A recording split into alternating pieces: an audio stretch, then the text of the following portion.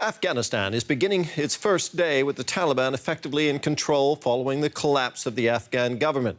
Overnight, Afghan President Ashraf Ghani fled the country, reportedly traveling to Uzbekistan. Members of the Taliban earlier held a press conference in the presidential palace. The militants say they will hold talks in the coming days on forming an Islamic government. The U.S. has moved its remaining embassy workers to Kabul International Airport, where it has troops guarding the perimeter. The airport has been closed to all civilian flights. Gunshots have been fired there, where thousands of Afghans have gathered in the hope of getting out of the country. With nowhere left to go, thousands of Afghans fled to the Kabul airport. But commercial flights have been canceled. Only a lucky few will be evacuated along with foreign embassy staff. The rest will have to go back home or try to escape the country by other means. As the Taliban appeared before the press from the presidential palace, the question on everyone's lips: how did this happen? What was clear is that nobody wants to fight and risk dying in a war that is already lost. And as the Taliban took more and more districts and then provincial capitals, Afghan soldiers and police saw the war as lost. And so rather than risk dying, they basically ran away. For Afghans caught in the middle, the time for politics is over. A new era of Taliban rule is already beginning. The insurgents say they want a peaceful takeover. But reports of revenge killings and other crimes against humanity have followed them in the wake of their rapid offensive. Their promise of peace will mean little to the people they have terrorized for decades. They said everyone can go to school, the girls, the boys. Life is normal, but in the future, we don't know. They are here. I'm not afraid of them. We are not the people who will, go back to the dark era. I'm a girl and I don't care about anyone. Not Pakistan, not America, nobody else. I'm here even today. If they kill me, if they identify me, I will not care about them.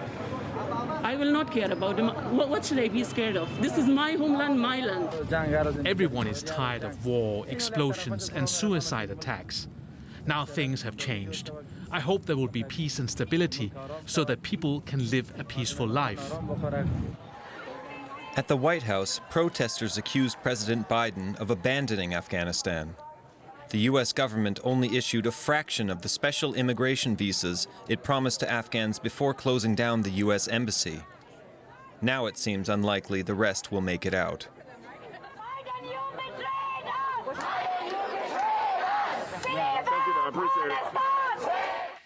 Well, journalist Franz Marti is in the Afghan capital and joins us from Kabul with the latest. Franz, what's the situation this morning in Kabul? We're getting reports of gunfire at the airport. Yes, the situation depends really where you are in the city. As you have shown in your report, there's chaos at the airport with like thousands going there, trying to get out, even like many of them apparently without visa, without travel documents, just thinking that they can somehow get out. They breached also certain areas of the airport. There have been videos with people storming the runway. The gunfire, as far as I heard, was probably by international forces, warning shots to like disperse the crowd or like prevent them from breaching like more vital parts. There have also been reports of people killed at the airport, some video material, photographs, but it's not clear if this was like by gunshots or maybe just due to the stampede that they just fell and were trampled to death. On the other hand, in vast parts of the city, the situation is quiet. Many people staying inside, waiting what will happen. And like no fighting going around where I am. There's barely any gunshot can be heard, and if, then it's only like a random single one. So in many other parts of the cities, it's rather surprisingly quiet. So rather calm in the capital itself, outside the airport at least. But there are people trying to leave the country, not just at the airport, but elsewhere too. Where do they hope to go? That's true. From one neighborhood in the outskirts of Kabul, a friend told me that their roads are clogged with cars trying to get out of Kabul. Some people left like for villages to relatives. However, I mean, it's really hard to say what's representative. However, as far as I can tell, there are also many people, as I said before, that say stay put in their houses. And now see and wait what the Taliban will announce, what will happen for like making a decision where to go or if to go or what to do. The Taliban say they want a peaceful transition. What do Afghans expect from a Taliban government? Yeah, probably not much. Many fear that it might be like the first Taliban regime in the 90s. Others are more or less like resigned. They just want an end to the violence. The Taliban have also so far, also before like the latest event, but also since they came into Kabul, they haven't made any clear statements what exactly they will do. So it's all quite up in there. The press conference in the palace that you mentioned in the report was a little more than like Taliban reciting a prayer in the presidential palace. So it's really up in there. They haven't really said what they will do, and people also don't know what to expect. What are people in Afghanistan saying about this rapid withdrawal of the international forces are there that have been there now for 20 years? Are they surprised? Are they angry? Yes, there is a sense of abandonment. There is a sense of betrayal in some circle, especially like government officials or staunch government supporters. There was also kind of not realizing, not accepting that foreign forces leave, and always like thinking they will stay or course will be reverted. And now. That the collapse of the Afghan government coincided with the withdrawal of international forces. Many blame international forces, although one can say, like, technically on the battlefield, they didn't make that much difference. 6 months ago, the Americans didn't do much more than they did in the past 2 months. So it was a little more a moral problem with Afghan government forces that they like lost hope and abandoned their positions, which eventually led to the collapse of the government. Franz, thank you very much for that. That was journalist Franz Marti in Kabul. Well, Germany has closed its embassy in Kabul and is sending military transport planes to evacuate as many Germans and local Afghan helpers as possible. Foreign Minister Heiko Maas said a core team from the embassy would remain working from Kabul Airport to coordinate the operation. Defense Minister Annegret Kramp-Karrenbauer called it a dangerous mission for Bundeswehr soldiers. She said evacuees would be flown out to a neutral third country before being brought to Germany. Let's bring in our chief political correspondent here, Melinda Crane. Melinda, foreign powers are scrambling to evacuate their people from Afghanistan. How is Germany going about its evacuation? Well, Germany took all diplomatic staff to the airport on Sunday, and during the night, a first contingent was flown out on a U.S. aircraft, along with 4 Swiss diplomats. They arrived in Doha very early this morning. The Bundeswehr is now sending 2 of its own planes. As you mentioned, the first A400M transport flight took off this morning from Wunstorf Air Base in Lower Saxony. It's going to form a central part of an airlift operation over the next couple of days to evacuate German embassy staff, German nationals, and local personnel who've worked or are still working for the Bundeswehr or other German ministries. These 2 aircraft have space for 114 passengers, and they'll be flying the passengers to a third country that isn't actually being named for security reasons. German media are also reporting that a crisis support team of experts is due to arrive in Kabul this morning to help organize what is probably the largest evacuation in Bundeswehr history. And specially trained paratroopers from the Bundeswehr's Rapid Forces Division are also supporting the operation. Germany's defense minister, Annegret Kramp-Karrenbauer, has said that the situation is dangerous and that the government is preparing for all scenarios, as she put it. You mentioned that local Afghan staff who worked with the Germans there are also to be evacuated. How many are we talking about here? What's the scope of that? Well, it's still unclear how many local helpers will be able to be flown out. The defense minister has said the goal is to extricate as many people as possible as long as the situation on the ground allows it. That is a direct quote. As we saw, the situation on the ground is very fluid and chaotic there at the airport, so it's unclear how many flights will be able to occur.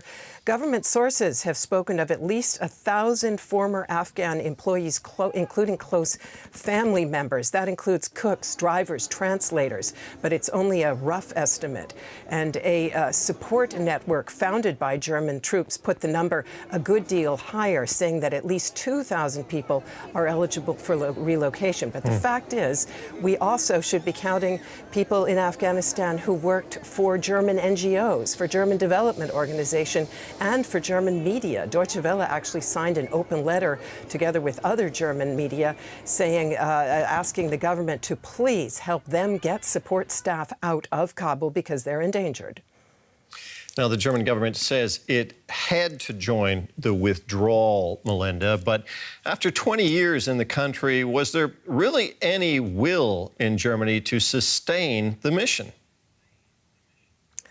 Very little will. The fact is, for long stretches of time, Afghanistan has barely been on the radar here. We also heard a lot of debate in the early summer about whether deportations should continue to Afghanistan. In fact, they were only stopped last week. A great deal of debate about how many support staff should be admitted, what kind of procedures they needed to go through. Only now is the Interior Ministry saying, okay, we can drop the bureaucratic stuff. The fact is, we've got an election coming up here in Germany, and Afghanistan has very much been seen through the lens of potential migration, which, of course, is a hot potato for German politicians. All in all, it's very clear that Germany absolutely coupled its strategy and its approach on the U.S., and that it was not in a position to do anything else than that. In a debate in the Bundestag at the end of June, it was clear, the German government said it acknowledged that the balance overall of this longest mission in Bundeswehr history is mixed, and it also made it very clear that Germany was unable to have any form of independent presence apart from the U.S. But that is now being harshly criticized by the opposition. Expect to see a very painful debate emerging about this mission and the German actions. Melinda, thank you very much. That was our chief political correspondent, Melinda Crane.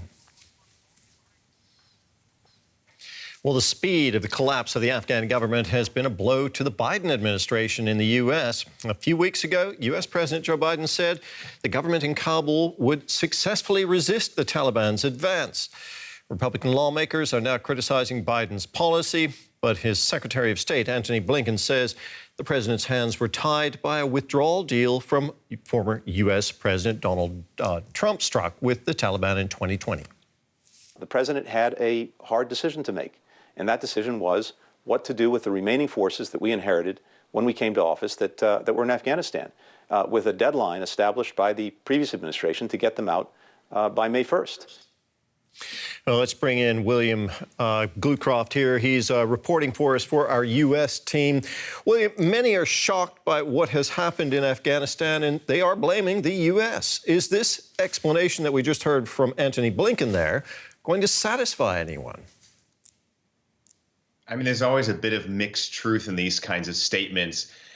Yes, there was the plan in place from Donald Trump's time in office. In fact, it was supposed to be an even speedier withdrawal, May 1st instead of September 11th, as Biden pushed it back to. Yes, there were security concerns if you went back on that deal, how the Taliban would have reacted to U.S. forces still being there. U.S. forces up to that point had been but were in a relatively safe position. But a new president can always take new tacks of policy. I mean, to use a parallel, the Trump administration lowered environmental standards and the amount of chemicals that could be in water. And you don't hear the Biden administration saying their hands are tied. There's nothing they can do about environmental standards. If they wanted to take a different tact, of course they could have. Joe Biden is on record for a decade, going back to when he was vice president to Barack Obama, that he was against a long-term commitment to Afghanistan, that the U.S. was not there to do nation building, to build a democracy. It was there to get rid of terrorism, to get rid of al-Qaeda, to get rid of that original threat that was the threat that we saw on 9/11. And there was no more reason for the U.S. to be there. So that is really what has led us today, that Biden wanted out. 20 years of engagement in Afghanistan. Now the Taliban are back in power before the U.S. has even finished getting its troops out. Comparisons are being made with Vietnam. William, how damaging is this for President Biden? I mean, of course, that's a long-term question. If there are going to be long-term impacts, we're right now very much in the moment. This is the headline story, but we know how fast headline stories can move off the front page. How many issues there are that individual countries, that the whole world is dealing with, whether it's COVID, economic fallout, climate change. These are all competing for attention. In the U.S. right now, there is political support. There's public support for this Afghan withdrawal. U.S. military engagement around the world does not affect most Americans. Most Americans don't even know people in the military. It really is a very small population of Americans who have any kind of direct impact or direct relationship with military involvement and the risks that go along with that. We'll see if that changes now that this is a front page headline. We'll see if the polls change, if Americans are embarrassed and are upset with the Biden administration for not that the withdrawal took place, but how it took place, the lack of the plan that was in place that created this chaotic situation. Okay, so the domestic fallout could be significant. We have to see what's happening there. But the whole world is watching this, William. What does this do to America's standing in the world? It's very interesting because Joe Biden wanted to get out of Afghanistan. Some of his main arguments was that it was undermining American power in the world. It was distracting America from bigger issues like China, like Russia. That he wanted to pivot to, that he wants to show that democracies can do big things, that the West is still united. This actually has undermined all of that, at least in this very moment, that everyone is showing what he was hoping would not be a distraction has become a huge distraction. And you can only imagine that policymakers in Russia and in China are maybe there's a bit of schadenfreude there as they see the U.S. kind of run out the back door from Afghanistan, and to see that the pain that it's inflicting, at least morally, at least in terms of image, if not also in real life and in real treasure for the United States. So it also shows that NATO and the West is still very much, as we heard from Melinda in the your previous discussion, that the U.S. is still very much in charge, still very much running this show, and that the rest of the West, the rest of NATO powers really can't do much independent of the United States. So all of this talk about European autonomy or European sovereignty or the EU finding its own way separate from the United States is very clear from this one example of just how far we are from that kind of moment where there can be more competition or more of exchange of ideas, even within the Western community, let alone how the West deals with countries like Russia, like China, or smaller powers like Iran, for example. Well, Washington was clearly hoping that once the withdrawal did happen from Afghanistan, that the Afghan security forces would be able to provide security and the Afghan government would stay in place. Instead, we have the Taliban in power there. Do U.S. policymakers appear to be taking any lessons from this, William? I mean, let's not forget, this is the second time the United States is abandoning Afghanistan. They left the Afghans to their own devices at the end of the 1980s when the Soviets withdrew, and we saw the deadly effects that had, not only for people in Afghanistan, but very long-term and very indirectly on the United States. 20 years later with 9/11 happening, having that plan hatched in Afghanistan. And so we will have to see what kind of lessons are taken away from this. Exactly as we said, people are drawing comparisons to Vietnam. People are drawing comparisons to the Soviet withdrawal of Afghanistan, that embarrassing moment for that country. And whether this changes long-term foreign policy is something that I think the U.S. is really taking a hard look at now. But that's, again, a very long-term question that we're going to be watching closely in the years to come. William, thank you very much. That was our reporter, William Glucroft, there. Well, a key group facing danger from the Taliban are the Afghan interpreters that worked with NATO and American forces. Thousands of them are now living in fear of Taliban retribution as they wait to be granted refugee visas by the countries they once helped. U.S. President Joe Biden pledged to evacuate many of them, but has been criticized for failing to live up to that promise. Some interpreters have had to wait for years. Others, unable to escape, have been killed by the Taliban. The U.S. is being accused of not making their local support staff's safety a priority until the 11th hour. DW correspondent Oliver Salit met one man who did make it to the U.S.